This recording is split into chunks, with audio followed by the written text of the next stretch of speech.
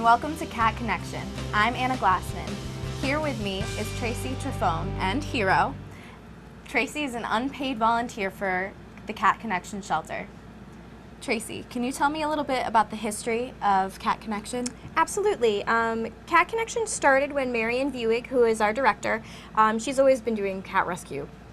I think pretty much for her entire life, but the past 10 years she's been doing it in leaps and bounds, and she ended up getting so many cats to find homes for that she couldn't keep them in her house anymore. Okay. So she decided to open up an adoption center, and that's how we ended up here at Connecticut Cat Connection. She just couldn't keep up with the amount of cats that were coming in. We needed a bigger facility, and we were lucky enough to find this place. And you got it. As I was walking in, I noticed a sign saying that you guys are having a adoption this weekend. Yes. Can you tell me a little bit about that? We are. We're having a Maddie's Fund adoption weekend. Maddie's Fund gives grants for nonprofit cat and dog rescues. So what happens is that your adoption is free. You find the cat of your dreams. If you qualify as a family for the free adoption, then you go home with the cat for free, and Maddie's Fund gives us a donation in the form of a grant. Okay. I also heard about your upcoming event, Cats Parade. Can you tell me a little bit about Cats Parade? Cats Parade is a fabulous event. We hold it at the amazing Society Room of Hartford. This is the third year we're doing it. It's a great night to just get out, dust that dress off that's been in your closet for months or years, and get dressed up, enjoy a gourmet meal, great dessert. We have a DJ, we have a silent auction, it's a masked ball. It's a ton of fun. We always have a blast. That sounds great. I might have to go myself. It's a good time. You are an unpaid volunteer. You work at Travelers, you told me, for about 45 hours a week, and you're also here 15 to 20 hours a week. What keeps you going? How can you do it? Well, all the volunteers here are unpaid. We are a 100% volunteer-based organization, and I can tell you people that are here 40 hours a week on top of having a full-time job. We love animals. We love cats. And for every cat that we see come in and we see get adopted, that's why we do it. Every cat has a story, and to know that story and to be able to know that we helped find them a forever family, it's the best feeling in the world. Yeah. Do you have any favorite cats at the shelter? I have a few. Oh. My favorite is Rumplestiltskin, a.k.a. Rumple, a.k.a. Mr. Stiltskin. He came to us when he was 7 months old. He had an injured front paw. It looks like a... Hello.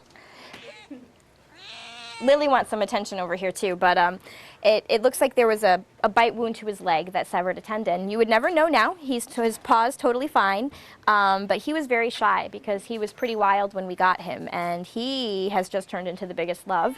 He has the softest velvety fur you will ever touch in your life, and this is all he wants. If you take your hand away, he gets a little annoyed, and he'll try to find it, and he'll smack you and say, "Hey, you stopped petting me. What's going on?"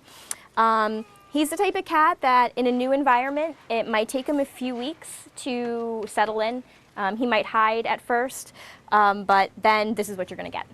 He's an absolute love, and he's definitely one of my favorite kitties at the Cat Connection.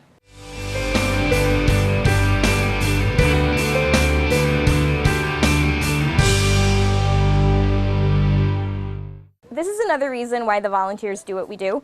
It is kitten season, ladies and gentlemen, and look at these little faces. I mean, really? Look at that. Look at that baby. How adorable is that kitten? And we get pregnant moms, and we get stray cats that have had litters that they need a home, and we are one of the rescues that will take in kittens. They are a lot of work, and we have very, very wonderful foster families that take care of them while they're growing up. Okay, I know. They're very excited. And they're looking for great homes. So we always have kittens during this time of year. Come down and see them. Think about adopting these beautiful babies because they will light up your life. I promise you that. Her name is Blue. She is definitely part Angora, we think, and she's a beautiful dilute tortoiseshell gray. She is really looking for a quiet home with no other pets. She is petrified of dogs. She doesn't really like loud noises. What are you doing in there? This is a lot of commotion for her. She really would just love a window to sit in and some sunlight and just a person who's willing to give her a few pets and some love every day in a quiet household. But Blue's amazing and she's absolutely beautiful. And you'll never pet a cat that's softer than Blue is. I can tell you that too. And she is an absolutely wonderful cat. As you can see, you can hold her and pick her up and she's wonderful. She has something known as FIV. FIV is a feline immunodeficiency virus. Some people refer to it as feline AIDS. You going to go up? Okay. What it is it's just a lowered immune system, essentially. They don't need any medications, they don't need treatments, they don't need special diets. They can develop a little bit of gingivitis earlier on in life, but they can live a normal, healthy life just like other cats. FIV was really only discovered about 15 or 20 years ago. Prior to that, probably the kittens that I had growing up, there's a good chance that they had FIV and they lived normal, healthy lives.